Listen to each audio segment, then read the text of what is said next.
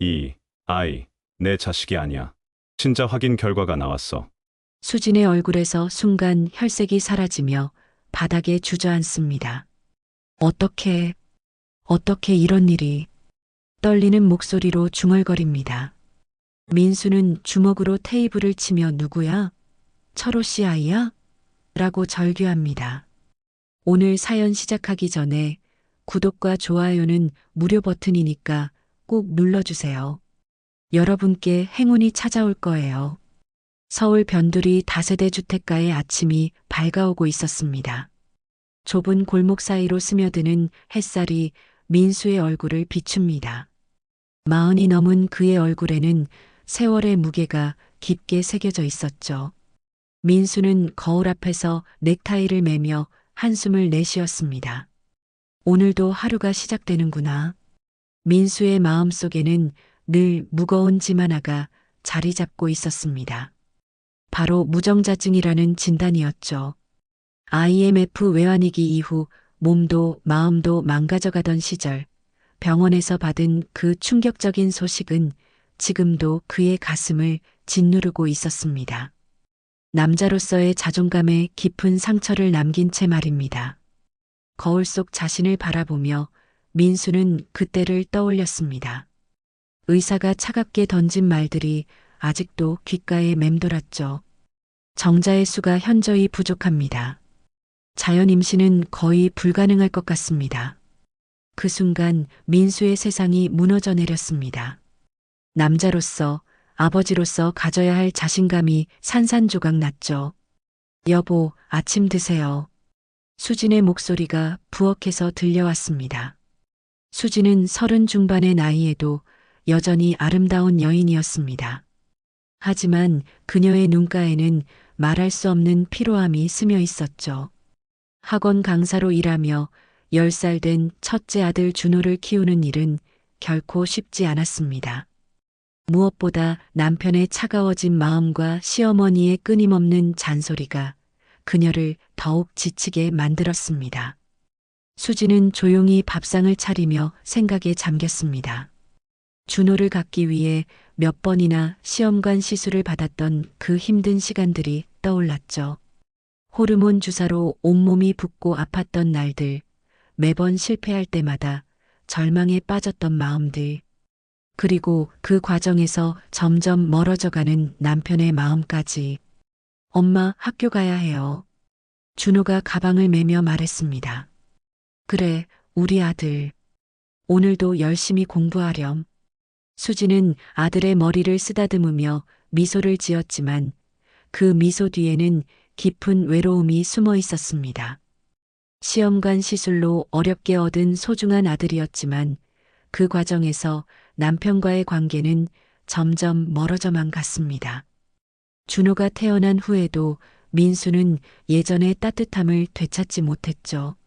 아빠, 같이 가요. 준호가 민수에게 말했습니다. 아니다. 아빠는 먼저 가야 해. 민수의 대답은 여전히 차갑고 건조했습니다. 아들과의 거리감마저 느껴졌죠.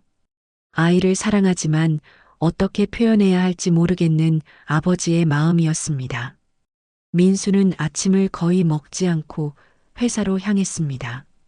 엘리베이터에서 만난 옆집 철호가 환하게 웃으며 인사했습니다. 민수 씨, 오늘도 일찍 나가시네요. 어젯밤 준호 울음소리 들렸는데 괜찮아요? 철호는 40대 중반의 건장한 체격을 가진 남자였습니다.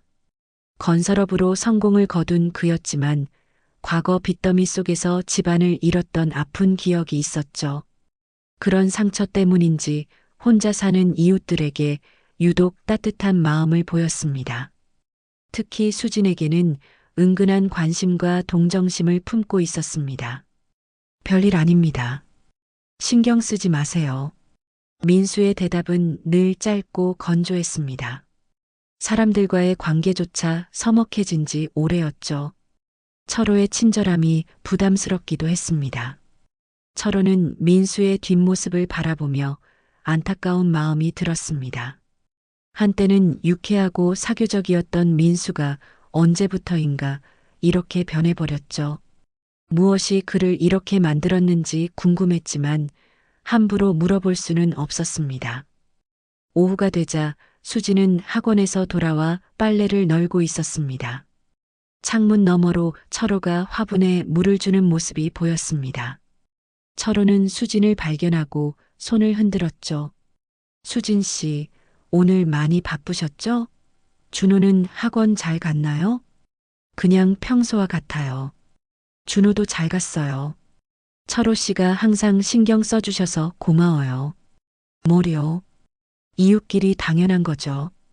혹시 무거운 것 옮길 일 있으면 언제든 말씀하세요. 둘 사이에는 묘한 긴장감이 흘렀습니다. 서로를 의식하면서도 선을 지키려 애쓰는 마음이 역력했죠. 철호의 따뜻한 배려가 수진에게는 오랫동안 느끼지 못했던 위로가 되었습니다. 저녁 시간 민수가 집에 돌아왔을 때 시어머니가 와 있었습니다. 60대 후반의 시어머니는 여전히 기운이 넘쳤습니다. 민수야, 너희 둘 언제 둘째 계획 있니? 준호도 이제 10살인데 동생이 있어야 하지 않겠어? 옆집 김씨네는 벌써 셋째까지 낳았더라. 민수의 얼굴이 굳어졌습니다. 가장 듣기 싫은 이야기였죠. 시어머니는 자신의 사정을 전혀 모르고 계셨습니다. 어머니, 그런 말씀은. 뭐가 그런 말씀이야? 다른 집들 보렴. 둘째, 셋째 다 낳고 사는데. 준호 혼자 크면 외로울 거 아니야. 형제가 있어야 서로 의지하고 살지. 수진이 조용히 입을 열었습니다. 어머니, 저희도 노력하고 있어요. 아직 계획이 확실하지 않아서. 계획이 뭐 필요해? 젊을 때 낳아야지. 나이 들면 몸도 힘들어져. 하지만 민수는 아무 말도 하지 않았습니다. 그저 묵묵히 저녁을 먹을 뿐이었죠. 마음속으로는 자신의 한계를 너무나 잘 알고 있었습니다. 무정자증이라는 진단 앞에서 그는 무력할 뿐이었습니다. 준호가 할머니에게 말했습니다. 할머니, 저는 동생 안 생겨도 괜찮아요. 엄마 아빠가 저만 봐주시면 돼요. 아이고, 우리 손자가 뭘 안다고 그런 말을 해. 동생 있으면 좋은 거야. 민수는 아들의 말에 가슴이 먹먹해졌습니다.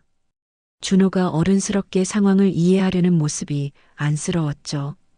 밤이 깊어가자 민수는 혼자 베란다로 나왔습니다. 차가운 바람이 얼굴을 스쳤습니다. 옆집 철호의 방에서는 여전히 불빛이 새어나오고 있었죠. 혼자 사는 남자의 쓸쓸함이 느껴졌습니다. 민수는 자신의 처지를 생각하며 한숨을 쉬었습니다. 남자로서 아내를 행복하게 해주지 못하는 자신이 초라하게 느껴졌습니다. 시어머니의 재촉, 아내의 눈빛, 아들의 이해심까지 모든 것이 부담으로 다가왔죠. 수진도 부엌에서 설거지를 하며 깊은 생각에 잠겼습니다. 남편의 마음을 이해하지만 자신 역시 지쳐 있었죠. 둘째에 대한 간절함과 현실적인 어려움 사이에서 흔들리고 있었습니다. 이렇게 평범해 보이는 일상 속에서 세 사람의 마음에는 각자의 아픔과 갈망이 자리 잡고 있었습니다. 아직 아무도 예상하지 못한 채 곧 벌어질 일들을 말입니다. 그로부터 한 달이 지난 어느 목요일 오후였습니다. 수지는 학원에서 수업을 마치고 집으로 돌아오는 길에 문득 이상한 느낌을 받았습니다. 요즘 들어 몸이 유독 무겁고 피곤했죠. 생리도 일주일째 늦어지고 있었습니다. 설마. 수진의 가슴이 두근거리기 시작했습니다. 하지만 동시에 불안감도 몰려왔죠. 준호를 가질 때처럼 또다시 시험관 시술을 받지도 않았는데 임신이 될 리 없다고 생각했습니다. 민수의 상황을 너무나 잘 알고 있었으니까요. 집 근처 약국에서 임신 테스트기를 사며 수진의 손이 떨렸습니다. 약사가 건네주는 봉투를 받으며 마음이 복잡했죠. 기대와 두려움이 동시에 밀려왔습니다. 혹시 정말일까? 아니면 스트레스 때문일까? 집에 도착한 수지는 준호가 학원에서 돌아오기 전에 서둘러 테스트를 해보았습니다. 화장실에서 나온 결과를 보는 순간 수진의 다리에 힘이 빠졌습니다. 분명히 두 줄이 나타나 있었죠. 정말 임신이구나. 수지는 바닥에 주저앉으며 눈물을 흘렸습니다.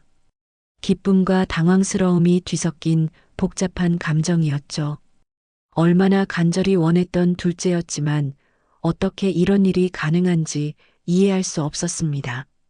그날 저녁 민수가 회사에서 돌아왔을 때 수지는 어떻게 말을 꺼내야 할지 몰라 전전긍긍하고 있었습니다. 준호는 방에서 숙제를 하고 있었죠. 여보, 잠깐 얘기 좀 할까요? 민수는 수진의 떨리는 목소리를 듣고 이상함을 느꼈습니다. 무슨 일이야? 몸이 안 좋아? 그게 아니라, 제가, 수진은 차마 말을 잇지 못했습니다. 도대체 무슨 일인데 그래? 임신한 것 같아요. 그 순간 민수의 얼굴에서 혈색이 사라졌습니다. 마치 벼락을 맞은 것처럼 멍하니 서 있었죠. 몇 초간의 정적이 흘렀습니다. 뭐라고? 오늘 테스트해 봤는데 양성이 나왔어요. 아직 병원은 안 가봤지만 민수는 의자에 털썩 앉았습니다. 머릿속이 하얘졌죠. 기쁨보다는 혼란이 먼저 밀려왔습니다. 자신의 몸 상태를 누구보다 잘 알고 있었던 그에게는 믿기 어려운 소식이었습니다. 정말 확실해? 네, 여러 번 해봤는데 계속 두 줄이 나와요. 민수의 마음은 복잡했습니다. 한편으로는 기뻤지만 다른 한편으로는 이해할 수 없었죠. 의사가 분명히 자연 임신은 거의 불가능하다고 했는데 어떻게 이런 일이 일어날 수 있을까요? 그럼 혹시 의학적으로 뭔가 변한 게 있을까? 내 몸에? 잘 모르겠어요. 병원에 가서 정확히 검사를 받아봐야죠. 그때 준호가 방에서 나왔습니다. 엄마, 아빠, 무슨 얘기예요? 아무것도 아니야. 숙제 다 했니? 수지는 서둘러 화제를 돌렸지만 준호는 부모의 심각한 표정을 놓치지 않았습니다. 이튿날 수지는 혼자 산부인과를 찾았습니다. 초음파 검사 결과 임신 6주차라는 진단을 받았죠. 의사는 태아의 심장 박동도 확인해 주었습니다. 축하드려요. 건강한 아기예요. 의사의 말에 수지는 눈물을 흘렸습니다. 정말로 생명이 자신의 뱃속에서 자라고 있다는 게 신기하면서도 감격스러웠죠. 집으로 돌아온 수지는 민수에게 초음파 사진을 보여주었습니다. 여보, 정말 우리 아이예요. 의사 선생님이 건강하다고 하셨어요. 민수는 초음파 사진을 바라보며 복잡한 감정에 휩싸였습니다. 분명 기쁜 소식이었지만 마음 한편에는 설명할 수 없는 불안감이 자리 잡고 있었죠. 정말 다행이다. 그런데 어떻게 된 일일까? 의사 선생님이 그러시는데 간혹 스트레스가 줄어들거나 몸 상태가 좋아지면 가능하다고 하더라고요. 민수는 고개를 끄덕였지만 여전히 의문이 남았습니다. 자신의 몸에 대해 잘 알고 있었던 그였기에 쉽게 받아들이기 어려웠죠. 그날 저녁 시어머니가 소식을 듣고 급히 달려왔습니다. 어머, 정말이야? 정말 둘째 가졌다고? 네, 어머니. 오늘 병원에서 확인했어요. 시어머니는 손뼉을 치며 기뻐했습니다. 아이고, 이거 정말 좋은 소식이구나. 준호야, 내가 곧 형이 되는 거야. 준호도 신이 나서 뛰어다녔습니다. 와, 정말이요? 동생이 생겨요? 그럼 우리 준호한테 예쁜 동생이 생기는 거야. 가족들의 기쁨 속에서도 민수만은 조용했습니다. 미소를 짓고는 있었지만 눈빛은 여전히 흔들리고 있었죠. 그날 밤 민수는 잠을 이루지 못했습니다. 옆에서 행복한 미소로 잠든 수진을 바라보며 머릿속에 온갖 생각이 떠올랐습니다. 정말 내 아이일까?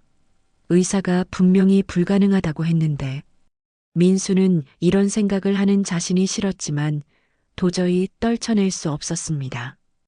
의학적 상식으로는 설명이 안 되는 일이었죠. 한편 옆집 철호는 복도에서 들려오는 기쁜 목소리들을 들으며 복잡한 심경이었습니다. 민순의 집에 좋은 일이 생긴 것 같아 기뻤지만 동시에 알 수 없는 불안감도 느꼈죠. 며칠이 지나면서 동네 사람들도 수진의 임신 소식을 알게 되었습니다. 모두들 축하해 주었지만 몇몇 사람들은 의미심장한 시선을 보냈습니다. 첫째는 민수 씨 똑 닮았는데 둘째는 누굴 닮을까? 시험관으로 첫째 낳고 둘째는 자연 임신이라니 정말 신기하네. 이런 말들이 민수의 귀에 들어올 때마다 그의 마음은 더욱 혼란스러워졌습니다. 다른 사람들도 뭔가 이상하다고 생각하는 것 같았죠. 수지는 임신 소식에 기뻐하면서도 남편의 미묘한 변화를 감지하고 있었습니다. 예전보다 더 조심스러워하고 자주 멍하니 있는 모습을 보였죠. 이렇게 기쁜 소식이 전해진 후 각자의 마음속에는 서로 다른 감정들이 자리 잡기 시작했습니다. 앞으로 벌어질 일들을 아무도 예상하지 못한 채 말입니다. 수진의 임신 소식이 알려진 지 일주일이 지났습니다. 민수는 밤마다 잠들지 못하고 뒤척이며 최근 몇 달간의 일들을 떠올리고 있었습니다. 자꾸만 작년 가을부터 올해 초까지 그 힘들었던 시절이 생각났죠. 그때는 정말 절망적이었습니다. 준호가 이제 초등학교 고학년이 되면서 둘째에 대한 압박이 더욱 심해졌었죠. 시어머니는 물론이고 주변 사람들까지 이제 둘째 계획은? 이라고 물어왔습니다. 하지만 민수는 자신의 상황을 너무나 잘 알고 있었습니다. 그때 내가 얼마나 무력했는지. 민수는 베란다에서 담배를 피우며 작년을 회상했습니다. 무정자증 진단을 받은 지 벌써 몇 년이 흘렀지만 상황은 나아지지 않았죠.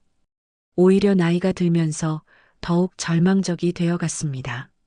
작년 가을 회사에서 구조조정이 있었습니다. 민수는 다행히 해고되지는 않았지만 업무량이 2배로 늘었죠. 야근과 주말 근무가 일상이 되었고 스트레스는 극에 달했습니다. 그런 상황에서 수진 역시 지쳐갔습니다. 학원 강사로 일하며 준호를 키우고 집안일까지 거의 혼자 감당해야 했죠. 남편은 점점 더 늦게 들어오고 집에 있을 때도 피곤해 지쳐 말수가 줄어들었습니다. 여보, 요즘 너무 힘들어 보여요. 좀 쉬면서 해요.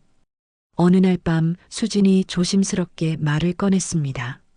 쉬고 싶어도 쉴 수가 없어. 회사 상황이 이런데. 민수의 대답은 짧고 건조했습니다. 그래도 건강이 우선이잖아요. 몸이 상하면. 내 몸이 상한 게 어제 오늘 일이야? 민수는 쓴웃음을 지었습니다. 자신의 몸 상태를 비관하는 말이었죠. 그 무렵 철호가 옆집으로 이사를 왔습니다. 이혼 후 혼자 살게 된 철호는 과거 사업 실패로 모든 것을 잃었던 경험이 있었죠. 그래서 어려운 상황에 있는 사람들을 유독 잘 이해했습니다. 처음에는 단순한 이웃 관계였습니다. 엘리베이터에서 마주치면 인사를 나누고 가끔 택배를 대신 받아주는 정도였죠. 하지만 올해 초 민수의 업무가 더욱 바빠지면서 상황이 달라졌습니다. 민수는 거의 매일 밤 11시가 넘어서야 집에 들어왔고 주말에도 회사에 나가는 일이 잦았습니다. 수지는 점점 외로워졌습니다.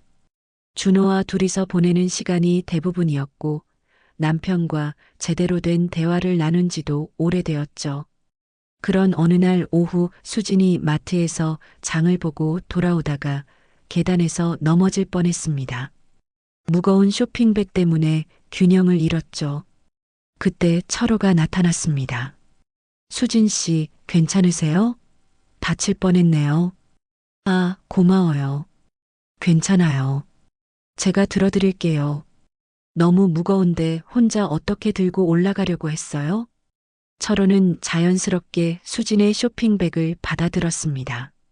민수 씨는 요즘 많이 바쁘신가 봐요. 자주 늦게 들어오시던데.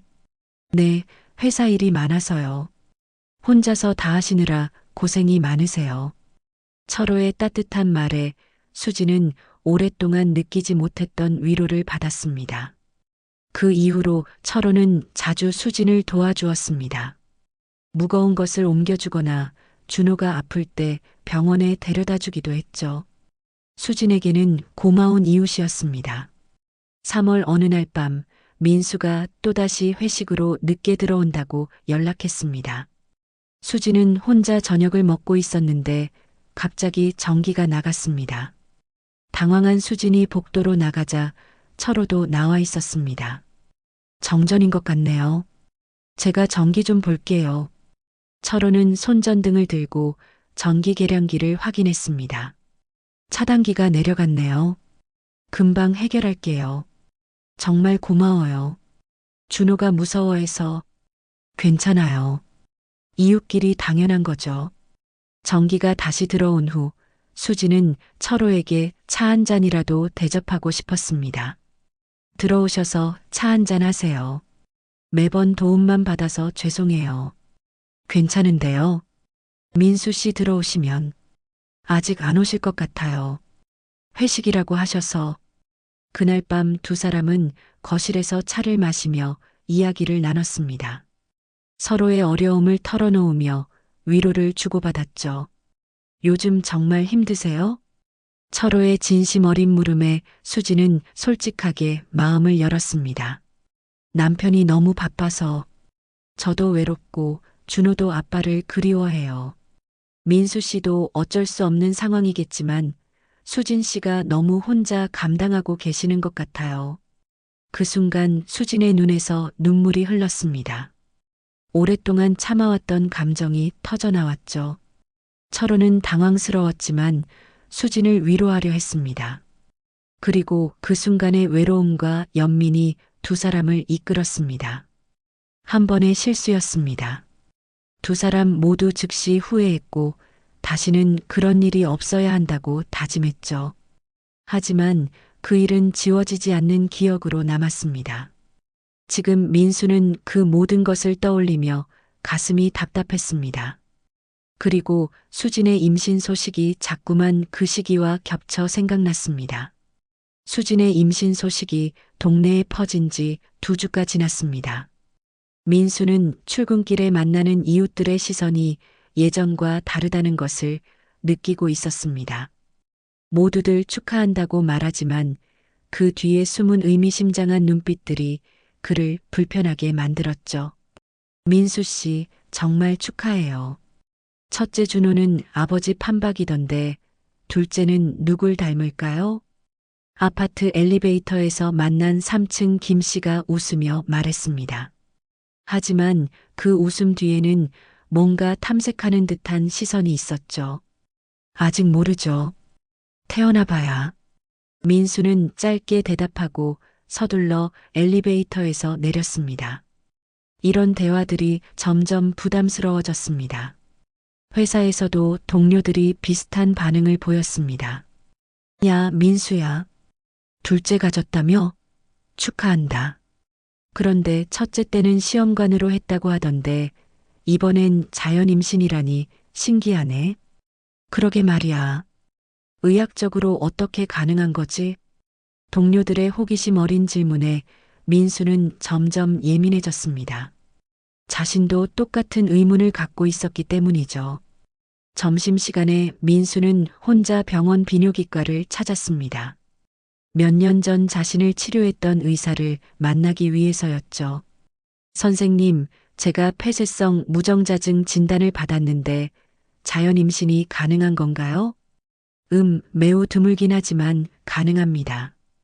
염증이 줄어들거나 부분적으로 통로가 뚫리는 경우가 있거든요. 스트레스가 줄어들면서 몸 상태가 좋아진 것일 수도 있고요. 의사의 설명을 들으며 민수는 조금 안심했습니다. 하지만 여전히 마음 한구석에는 의구심이 남아 있었죠. 확실히 알 수 있는 방법이 있을까요? 태어난 후에 친자 확인을 하시면 됩니다. 하지만 왜 그런 생각을 하시는지 민수는 더 이상 말하지 못하고 병원을 나왔습니다. 친자 확인이라는 단어가 머릿속에서 맴돌았죠. 그날 저녁 수지는 입덧 때문에 거의 먹지 못하고 침대에 누워 있었습니다. 민수가 들어오자 힘없이 미소를 지었죠. 여보, 오늘 어땠어요? 그냥 평소와 같았어. 몸은 어때? 입덧이 좀 심해졌어요. 냄새만 맡아도 토할 것 같아서. 민수는 아내의 얼굴을 바라보며 복잡한 감정에 휩싸였습니다. 임신으로 힘들어하는 수진을 보면 안쓰러웠지만 동시에 의심의 눈초리로 바라보는 자신이 싫었죠. 수진아, 혹시 이번 임신 정말 예상하지 못한 일이었지? 수진은 민수의 질문에 놀란 표정을 지었습니다. 무슨 뜻이에요? 당연히 예상 못했죠. 왜 그런 말을? 아니야, 그냥 너무 갑작스러워서. 민수는 더 이상 말을 잇지 못했습니다. 아내를 의심한다는 말을 직접 할 수는 없었죠. 며칠 후 민수는 인터넷에서 친자 확인 검사에 대해 검색하기 시작했습니다. 태아 상태에서도 가능한 검사가 있다는 것을 알게 되었죠. 하지만 수진 몰래 검사를 받기는 어려웠습니다. 한편 철호는 수진의 임신 소식을 듣고 며칠째 잠을 이루지 못하고 있었습니다. 그날 밤의 일이 자꾸만 떠올랐죠. 시기적으로 계산해 보니 가능성을 배제할 수 없었습니다. 어느 날 오후 철호는 수진과 마주쳤습니다. 수진은 마트에서 장을 보고 올라오는 길이었죠. 수진 씨, 몸은 어떠세요? 아직 입덧이 좀 있지만 괜찮아요. 철호는 잠시 망설이다가 조심스럽게 말을 꺼냈습니다. 수진 씨, 혹시 이번 일과 관련해서 말씀드릴 게 있는데. 수진의 얼굴이 순간 굳어졌습니다. 철호가 무슨 말을 하려는지 직감했죠. 철호 씨, 그런 생각은 하지 마세요. 이 아이는 저도 확신할 수는 없어요. 하지만 만약 그렇다면 제가 책임져야죠. 아니에요. 절대 그럴 리 없어요. 수지는 단호하게 말했지만 목소리가 떨리고 있었습니다. 하지만 시기상으로 봤을 때 그만해 주세요. 이런 얘기는 더 이상 하지 말아요. 수지는 서둘러 집으로 들어갔습니다.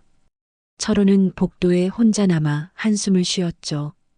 그날 밤 수지는 잠을 이루지 못했습니다. 철호의 말이 계속 머릿속을 맴돌았죠. 자신도 그 가능성에 대해 생각해 본 적이 있었지만 인정하고 싶지 않았습니다.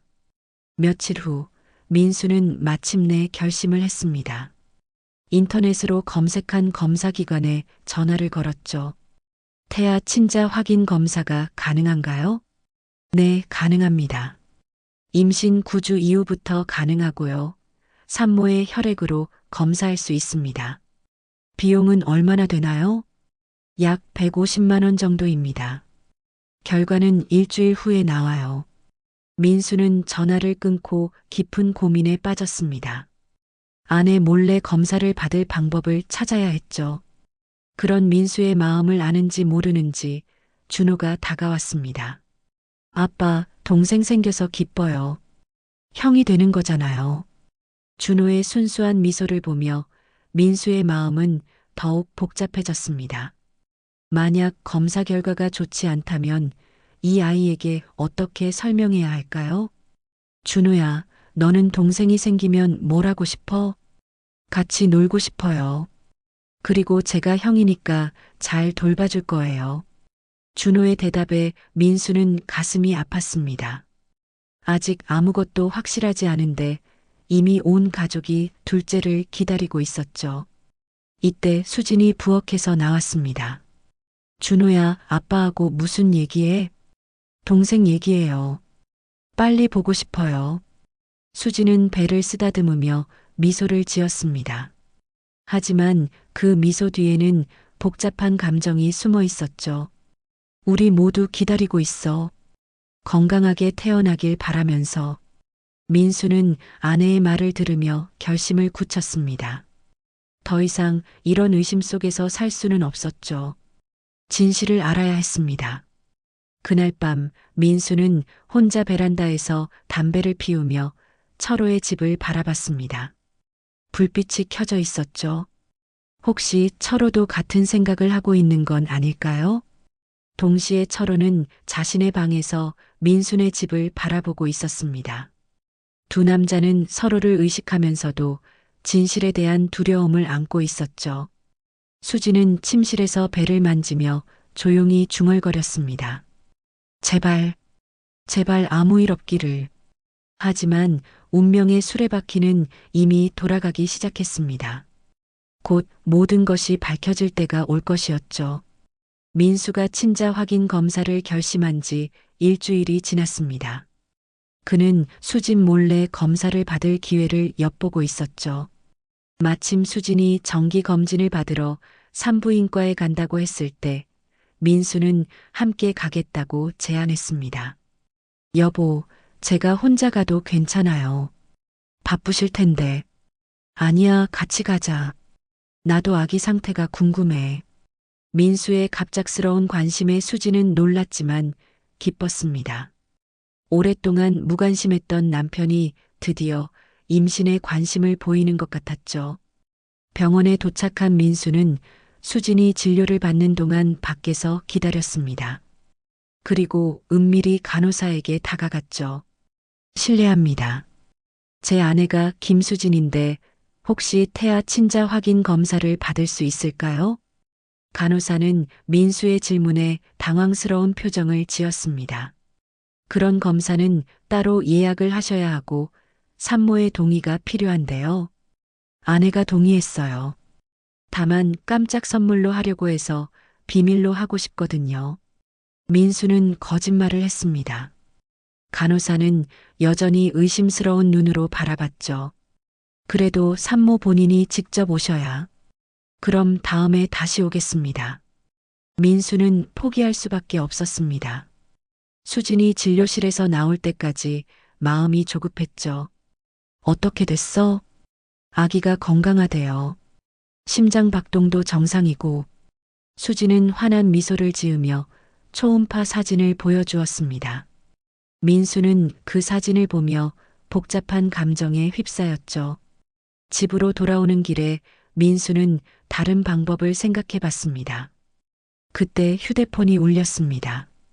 회사에서 걸려온 전화였죠. 민수 씨, 내일 출장 가실 수 있어요? 갑자기 일이 생겨서. 출장이요? 어디로요? 부산인데 이틀 정도 걸릴 것 같아요. 민수는 잠시 망설였습니다. 지금 상황에서 출장을 가는 것이 맞을까요? 하지만 다른 한편으로는 시간이 필요했습니다. 알겠습니다. 가겠습니다. 그날 저녁 민수는 수진에게 출장 소식을 전했습니다. 내일부터 이틀 동안 부산 출장을 가야 해. 갑자기요? 요즘 제가 몸이 안 좋은데. 미안해. 갑작스럽게 일이 생겨서. 준호 돌보는 건 괜찮지? 철호 씨가 도와주신다고 하셔서 괜찮을 것 같아요. 철호의 이름이 나오자 민수의 표정이 굳어졌습니다. 철호 씨가? 네, 혹시 모를 상황에 대비해서 부탁드렸어요. 이웃이니까 괜찮을 거예요. 민수는 아무 말하지 않았지만 마음이 불편했습니다. 하필이면 철호였죠. 다음 날 아침 민수는 출장 가방을 챙기며 수진을 바라봤습니다. 조심해서 다녀와요. 연락 자주 해주고. 응, 몸조리 잘하고 있어. 민수가 떠난 후 수진은 혼자 남은 집에서 아침을 준비했습니다. 입덧 때문에 거의 먹지 못했지만 준호를 위해 아침상을 차렸죠. 엄마, 아빠는 언제 와요? 내일 저녁에 올 거야. 오늘은 엄마하고 준호만 있어도 괜찮지? 네, 괜찮아요. 그런데 엄마 얼굴이 안 좋아 보여요. 준호의 걱정에 수지는 억지로 미소를 지었습니다. 준호가 학교에 간 후 수지는 집안 청소를 하다가 갑자기 어지러움을 느꼈습니다. 바닥에 주저앉으며 식은땀이 흘렀죠. 이상하다. 왜 이렇게 어지럽지? 수지는 소파에 누워 쉬려고 했지만 상태가 나아지지 않았습니다. 청소기가 넘어지면서 큰 소리가 났죠. 그때 문 밖에서 노크 소리가 들렸습니다. 수진 씨, 괜찮으세요? 아까부터 큰 소리가 들려서 혹시 무슨 일이 있나 싶어서. 철호의 목소리였습니다. 수진은 힘겹게 일어나 문을 열었죠. 철호 씨. 수진의 창백한 얼굴을 본 철호는 깜짝 놀랐습니다. 얼굴이 왜 이렇게 안 좋아요? 어디 아픈 데 있어요? 갑자기 어지러워서. 괜찮을 거예요. 병원에 가봐야겠어요. 제가 모셔다 드릴게요. 아니에요, 괜찮아요. 좀 쉬면. 하지만 수진이 말을 마치기도 전에 다시 비틀거렸습니다. 철호가 재빨리 붙잡았죠. 이렇게 둘 수는 없어요. 바로 병원에 가요. 철호는 수진을 부축해서 차까지 데려갔습니다. 응급실에 도착한 수진은 링거를 맞으며 안정을 취했죠. 탈수 증상이에요. 입덧이 심해서 제대로 못 드셨나 봐요. 며칠 더 지켜봐야겠어요. 의사의 설명을 들은 철호는 안도했습니다. 다행이네요. 큰 문제는 아니군요. 네, 하지만 당분간 조심하셔야 해요. 가족분이 옆에서 돌봐주시는 게 좋겠어요. 의사가 가족이라고 하자 철호는 어색했지만 부인하지 않았습니다. 그날 저녁 민수에게 연락이 왔습니다. 여보, 병원에 갔다 왔어.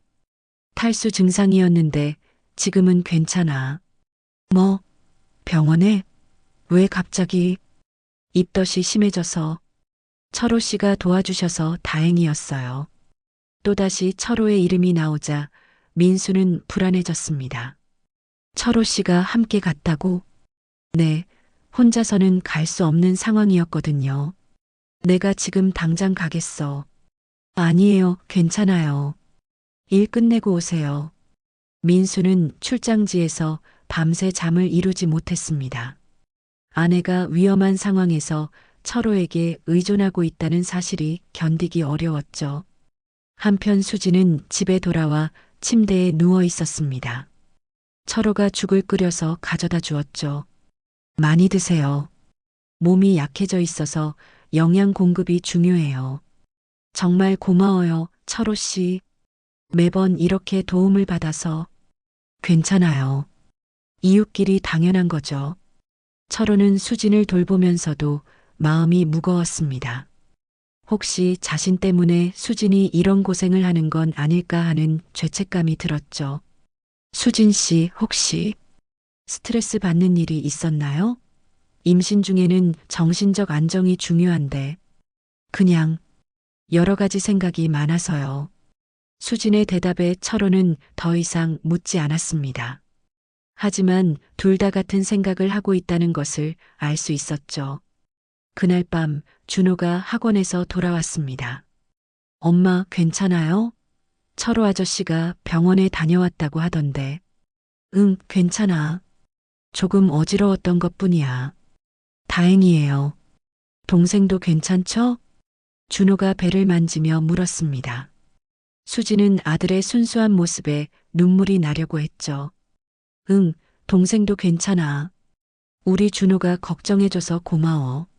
그날 밤 수지는 잠들기 전에 배를 쓰다듬으며 중얼거렸습니다. 미안해, 아가야. 엄마가 너무 복잡한 상황을 만들어서. 동시에 부산에 있는 민수는 호텔방에서 천장을 바라보고 있었습니다. 내일 서울로 돌아가면 결정을 내려야 했죠. 더 이상 이런 의심 속에서 살 수는 없었습니다. 철호 역시 자신의 방에서 잠들지 못하고 있었습니다. 오늘 수진을 돌보면서 느낀 감정들이 복잡했죠. 책임감과 죄책감, 그리고 설명할 수 없는 애틋함까지. 운명의 시계바늘은 점점 더 빠르게 돌아가고 있었습니다. 곧 모든 진실이 드러날 때가 다가오고 있었죠. 민수가 부산 출장에서 돌아온 다음 날이었습니다. 그는 더 이상 의심 속에서 살 수 없다는 결심을 굳혔죠. 수진이 학원에 간 사이 민수는 인터넷으로 검색한 유전자 검사기관에 전화를 걸었습니다. 안녕하세요. 친자 확인 검사 상담을 받고 싶은데요. 네, 어떤 검사를 원하시나요? 태아 친자 확인이요. 임신 10주 정도 됐는데 가능할까요? 가능합니다. 산모의 혈액으로 검사할 수 있어요. 다만 산모의 동의서가 필요한데 민수는 잠시 망설였습니다. 수진의 동의 없이는 검사가 불가능했죠. 혹시 다른 방법은 없을까요? 죄송하지만 법적으로 산모 본인의 동의가 반드시 필요합니다. 민수는 전화를 끊고 깊은 고민에 빠졌습니다. 어떻게 수진에게 검사를 제안할 수 있을까요? 그날 오후 민수는 회사에서 일찍 나와 집 근처 카페에서 수진을 기다렸습니다. 수진이 학원에서 돌아오는 길에 만나자고 했거든요. 여보, 왜 갑자기 밖에서 만나자고 했어요? 수진은 의아한 표정으로 민수 맞은편에 앉았습니다. 그냥 요즘 집에서 제대로 얘기할 시간이 없어서. 민수는 커피를 마시며 말을 꺼내기 어려워했습니다. 수진아, 혹시 태아 유전자 검사 받아볼 생각 없어? 유전자 검사요? 왜 갑자기?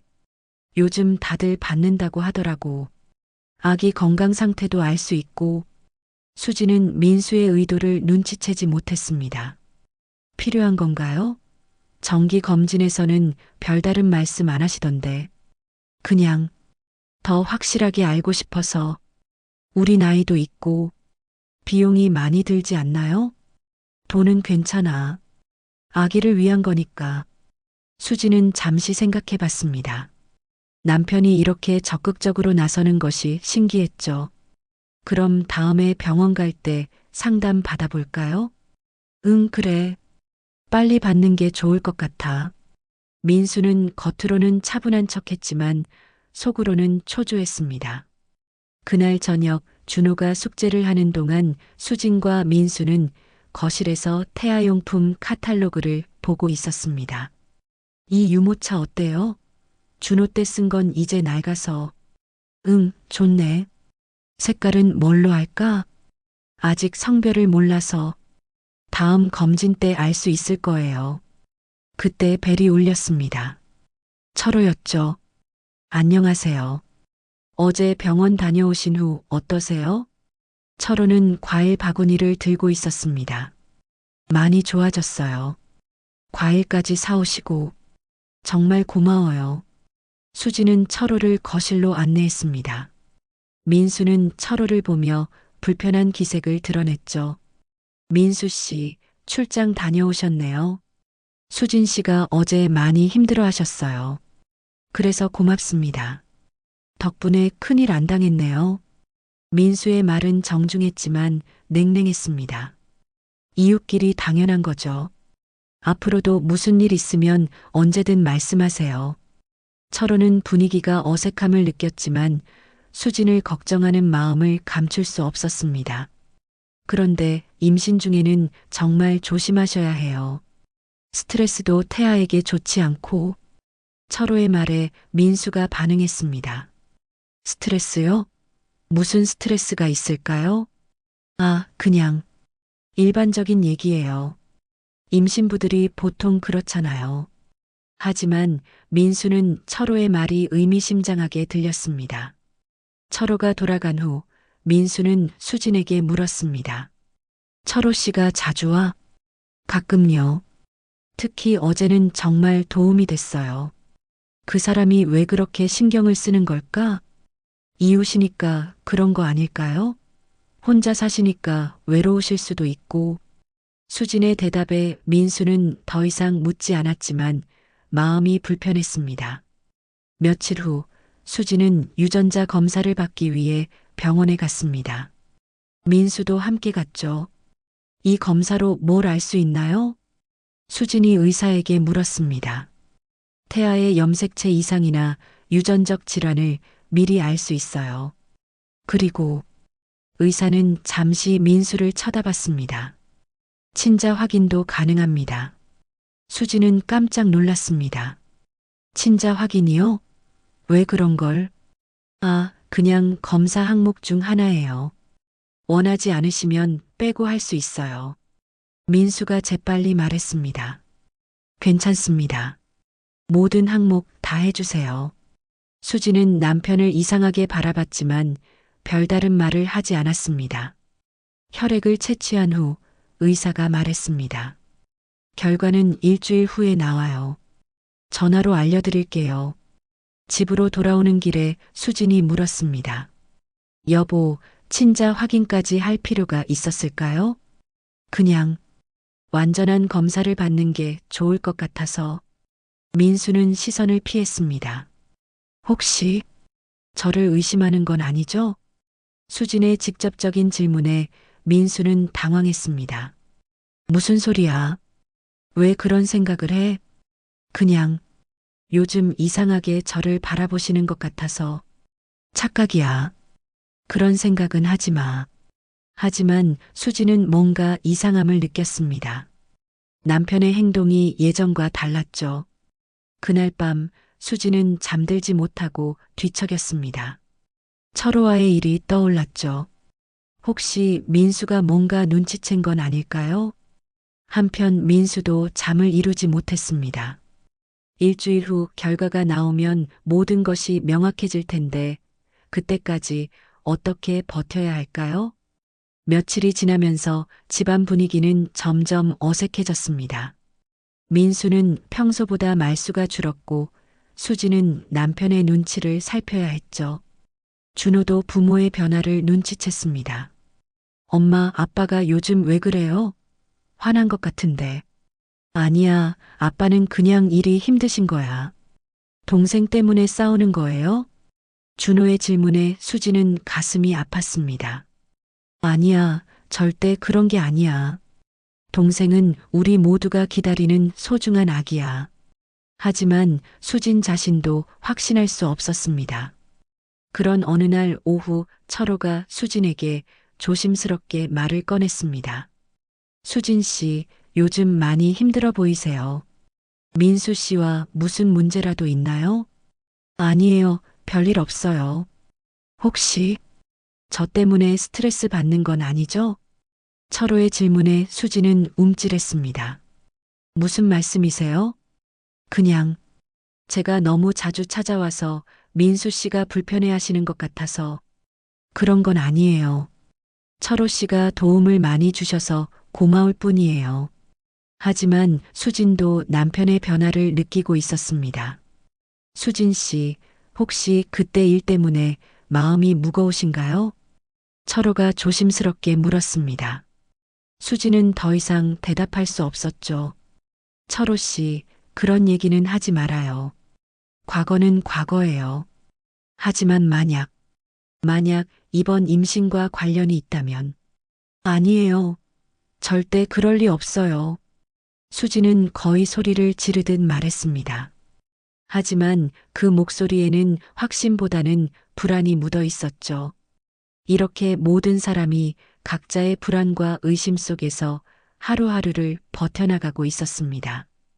그리고 곧 모든 것을 결정지을 검사 결과가 나올 때가 다가오고 있었죠. 검사를 받은 지 일주일이 지났습니다. 민수는 매일 휴대폰을 확인하며 병원에서 연락이 올 때를 기다렸죠. 그 일주일 동안 집안 분위기는 점점 더 무거워졌습니다. 수진 역시 남편의 이상한 행동을 계속 지켜보고 있었습니다. 검사를 받은 후 민수가 더욱 예민해진 것을 느낄 수 있었죠. 드디어 그날이 왔습니다. 목요일 오후 3시 민수의 휴대폰이 울렸습니다. 병원에서 걸려온 전화였죠. 안녕하세요. 김민수 씨시죠? 유전자 검사 결과가 나왔습니다. 민수의 심장이 격렬하게 뛰기 시작했습니다. 네, 말씀해 주세요. 태아의 건강 상태는 모두 정상입니다. 염색체 이상도 없고요. 그리고 친자 확인 결과는 어떻게 됐나요? 민수는 떨리는 목소리로 물었습니다. 친자 확인 결과, 부계 관계가 확인되지 않았습니다. 그 순간 민수의 머릿속이 하얘졌습니다. 예상했던 일이지만 실제로 듣고 나니 충격이 컸죠. 확실한 건가요? 네, 99.9% 확실합니다. 김민수 씨와 태아 간에는 생물학적 부자 관계가 없습니다. 민수는 전화를 끊고 한동안 멍하니 서 있었습니다. 회사 화장실에서 받은 전화였는데 다리에 힘이 빠져 변기 뚜껑에 앉았죠. 역시 그랬구나. 민수의 마음속에는 분노와 절망이 동시에 밀려왔습니다. 수진에 대한 배신감, 철호에 대한 분노, 그리고 자신의 처지에 대한 절망감까지. 집에 가서 어떻게 이 사실을 말해야 할까요? 준호는 어떻게 될까요? 어머니는 뭐라고 하실까요? 민수는 그날 밤늦게까지 집에 들어가지 못했습니다. 동네를 한없이 걸어다니며 생각에 잠겼죠. 술집에 들어가 혼자 소주를 마시며 울분을 사겼습니다. 아저씨, 많이 힘들어 보이시는데 괜찮으세요? 술집 사장이 걱정스럽게 물었습니다. 괜찮습니다.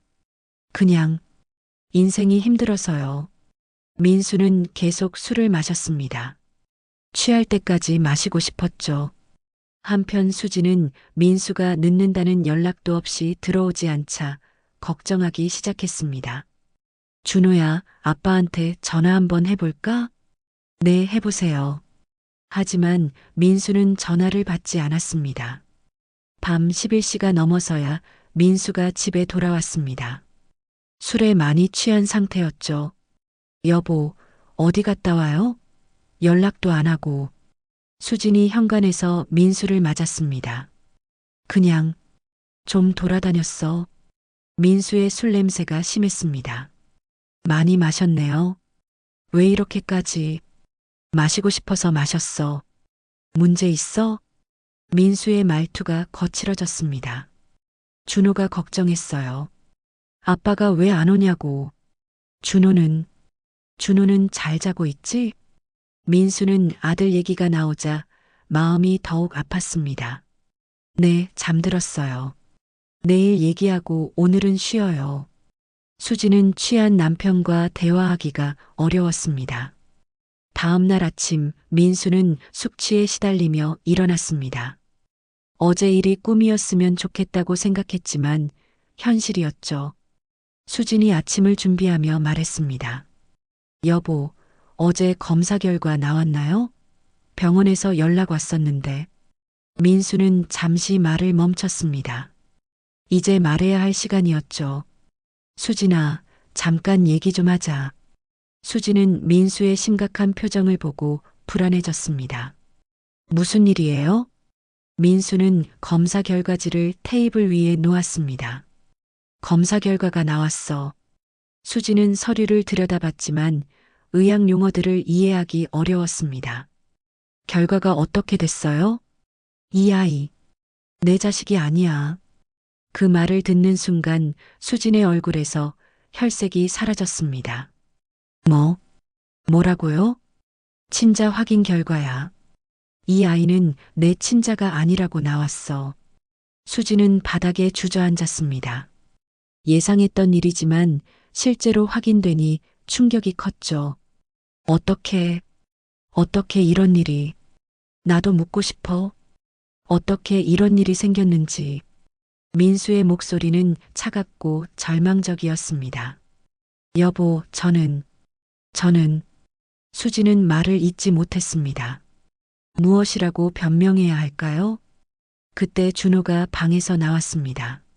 엄마, 아빠, 무슨 일이에요? 왜 울고 계세요? 준호는 엄마의 눈물을 보고 놀랐습니다. 준호야, 방에 들어가 있어. 엄마, 아빠가 얘기 중이야.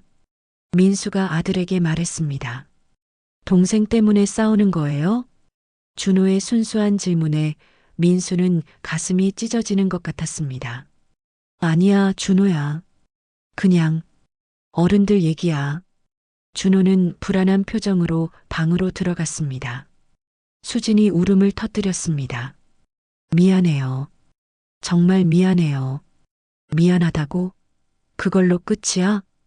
민수는 참았던 분노가 폭발했습니다. 누구야? 누구 아이야? 저도 확실하지 않아요. 확실하지 않다고? 어떻게 확실하지 않을 수가 있어? 민수의 목소리가 높아졌습니다. 철호 씨인가? 옆집 철호 씨 아이야?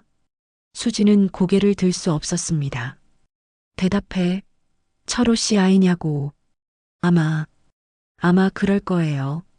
수진의 대답에 민수는 주먹으로 테이블을 쳤습니다. 어떻게 이런 짓을 할 수가 있어? 한 번이었어요. 정말 한 번뿐이었어요. 한 번이면 괜찮다는 거야? 민수는 절망감에 휩싸였습니다. 당신이 너무 힘들어하고 저를 외면할 때였어요. 저도 너무 외로웠어요. 그래서 다른 남자와 잠자리를 했다고? 미안해요. 정말 미안해요. 수지는 계속 울면서 사과했습니다. 그때 벨이 울렸습니다. 어머니가 오신 것이었죠. 어머, 왜 이렇게 집안이 어수선해? 무슨 일이야? 어머니는 며느리의 눈물과 아들의 분노한 표정을 보고 놀랐습니다. 어머니, 잠깐만요. 민수가 말을 막으려 했지만 이미 늦었습니다. 도대체 무슨 일인지 말해봐. 어머니가 다그쳤습니다. 민수는 어쩔 수 없이 사실을 말했습니다. 둘째가 제 아이가 아니래요. 어머니는 그 말을 듣고 한동안 말을 잇지 못했습니다. 뭐라고? 무슨 소리야? 친자 확인을 해봤는데 제 아이가 아니라고 나왔어요. 어머니의 얼굴이 순간 일그러졌습니다. 인연이 어떻게 이런 더러운 짓을. 어머니는 수진에게 달려들려고 했지만 민수가 말렸습니다. 어머니, 진정하세요. 진정하라고? 이런 파렴치한 년을 어떻게 진정하라는 거야? 어머니, 당장 나가. 이 집에서 당장 나가. 어머니는 흥분해서 소리쳤습니다. 그 소리에 준호가 방에서 나왔습니다. 할머니, 왜 그래요? 엄마한테 왜 그렇게 말해요? 준호는 울고 있는 엄마와 화난 할머니를 보며 당황했습니다. 준호야, 방에 들어가 있어. 민수가 아들을 달랬지만 준호는 움직이지 않았습니다. 동생 때문에 이러는 거예요? 동생이 뭘 잘못했어요? 준호의 말에 모든 사람이 정적에 빠졌습니다. 수지는 아들을 보며 더욱 눈물을 흘렸습니다. 이 순수한 아이에게 어떻게 진실을 말할 수 있을까요? 민수 역시 아들의 모습을 보며 가슴이 아팠습니다. 준호에게는 아무 죄가 없는데 이 아이까지 상처받게 되었죠. 이렇게 한 가정이 순식간에 무너져 내리고 있었습니다. 하지만 아직 모든 진실이 밝혀진 것은 아니었죠. 더 큰 반전이 기다리고 있었습니다.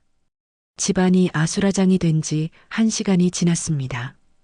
어머니는 계속 수진을 꾸짖었고 준호는 울면서 자신의 방에 숨었죠. 민수는 소파에 앉아 머리를 감싸고 있었습니다. 그때 문 밖에서 노크 소리가 들렸습니다. 철호였습니다. 무슨 일이에요? 아까부터 큰 소리가 들려서. 철호는 집안 분위기를 보고 놀랐습니다. 수진의 눈물, 어머니의 분노한 표정, 그리고 민수의 절망적인 모습까지. 철호 씨, 당신이 와야 할 때네요. 민수가 일어나서 철호를 바라봤습니다. 무슨 말씀이신지. 이제 그만 진실을 말해야겠어요. 수진 씨 뱃속의 아이, 당신 아이죠? 철호의 얼굴이 창백해졌습니다. 민수 씨, 그게 무슨. 친자 확인 검사를 했어요. 제 아이가 아니라고 나왔거든요. 철호는 한동안 말을 잇지 못했습니다. 예상했던 일이지만 실제로 확인되니 충격이었죠. 그럼 정말로. 네, 당신 아이입니다. 수진이 고개를 숙인 채 말했습니다. 어머니가 철호에게 달려들었습니다. 이 나쁜 놈아, 어떻게 남의 집을 이렇게 망가뜨릴 수가 있어? 어머님, 진정하세요. 민수가 어머니를 말렸습니다. 철호는 무릎을 꿇었습니다. 죄송합니다. 정말 죄송합니다. 죄송하다고 해서 해결되는 일이에요? 민수의 목소리는 차가웠습니다. 제가 모든 책임을 지겠습니다. 책임이라고? 어떻게 책임질 건데요? 그때 갑자기 민수의 휴대폰이 울렸습니다. 모르는 번호였죠. 여보세요? 김민수 씨시죠? 저는 연세대병원 산부인과 이준석 교수입니다. 네, 말씀하세요. 오늘 오후에 저희 병원으로 오실 수 있나요? 검사 결과에 대해 다시 상담이 필요합니다. 민수는 이상했습니다. 이미 결과를 들었는데 왜 다시 상담이 필요할까요? 무슨 일인가요? 전화로는 설명하기 어렵고 직접 오셔서 이야기하는 게 좋겠습니다. 부인과 함께 오세요. 지금 가능한가요? 네, 지금 오시면 됩니다. 민수는 전화를 끊고 모든 사람을 바라봤습니다. 병원에서 다시 오라고 해요. 검사 결과에 대해 다시 상담이 필요하다고. 왜요? 이미 결과가 나왔는데. 수진이 의아해했습니다. 모르겠어요. 일단 가봐야겠어요. 민수와 수진은 서둘러 병원으로 향했습니다. 철호와 어머니 그리고 준호는 집에 남았죠. 병원에 도착한 두 사람은 의사를 만났습니다. 오늘 오전에 연락드린 검사 결과 말인데요. 재검을 해봤습니다. 의사의 표정이 심각했습니다. 재검이요? 왜요? 첫 번째 결과가 이상해서 다시 확인해 봤거든요. 그런데 의사는 잠시 멈췄습니다. 결과가 바뀌었습니다. 민수와 수지는 깜짝 놀랐습니다. 바뀌었다고요? 네, 김민수 씨와 태아 간의 99.9% 부자 관계가 확인됩니다. 그 말을 듣는 순간 민수는 의자에서 일어났습니다. 그게 무슨 말씀이세요? 처음 검사에서 실수가 있었던 것 같습니다. 샘플 혼동이나 라벨링 오류가 있었을 가능성이 높습니다. 수진도 믿을 수 없다는 표정이었습니다. 그럼 이 아이가 정말 우리 아이라는 뜻인가요? 네, 확실합니다. 김민수 씨의 친자가 맞습니다. 의사는 새로운 검사 결과지를 보여주었습니다. 어떻게 이런 일이? 민수는 말을 잇지 못했습니다. 종종 있는 일입니다. 검사실에서 샘플이 바뀌거나 하는 실수 말이죠. 처음 결과로 인해 고생하셨을 텐데 정말 죄송합니다. 민수와 수지는 서로를 바라봤습니다. 기쁨과 당황스러움이 동시에 밀려왔죠. 선생님, 그럼 제가 무정자증인데 어떻게 자연 임신이 가능한 건가요? 폐쇄성 무정자증의 경우 스트레스가 줄어들거나 몸 상태가 좋아지면서 일시적으로 통로가 뚫릴 수 있습니다. 아주 드문 일이지만 불가능한 건 아니에요. 의사의 설명을 들으며 민수는 모든 것이 이해되기 시작했습니다. 그럼 정말 제 아이가 맞는 거네요. 네, 축하드립니다. 건강한 아기입니다. 병원에서 나온 두 사람은 한동안 말을 하지 못했습니다. 여보, 미안해요. 수진이 먼저 입을 열었습니다. 나도 미안해. 민수는 복잡한 감정에 휩싸였습니다. 기쁨과 동시에 수진을 의심했던 자신에 대한 죄책감이 밀려왔죠. 하지만 여전히 마음 한구석에는 상처가 남아 있었습니다. 수진아, 철호 씨와의 일은 정말 사실이야? 수진은 고개를 숙였습니다. 네, 한 번 있었어요. 정말 실수였어요. 민수는 한숨을 쉬었습니다. 아이가 자신의 친자라는 기쁨과 아내의 배신에 대한 상처가 복잡하게 얽혀 있었죠. 당장은 어떻게 해야 할지 모르겠어. 여보, 시간이 필요해. 나도 우리도. 집에 돌아온 두 사람은 여전히 어수선한 상황을 마주했습니다. 철호는 거실에서 고개를 숙이고 앉아 있었고 어머니는 화가 덜 풀린 상태였죠. 어떻게 됐어요? 철호가 조심스럽게 물었습니다. 철호 씨, 오해였어요. 민수가 말했습니다.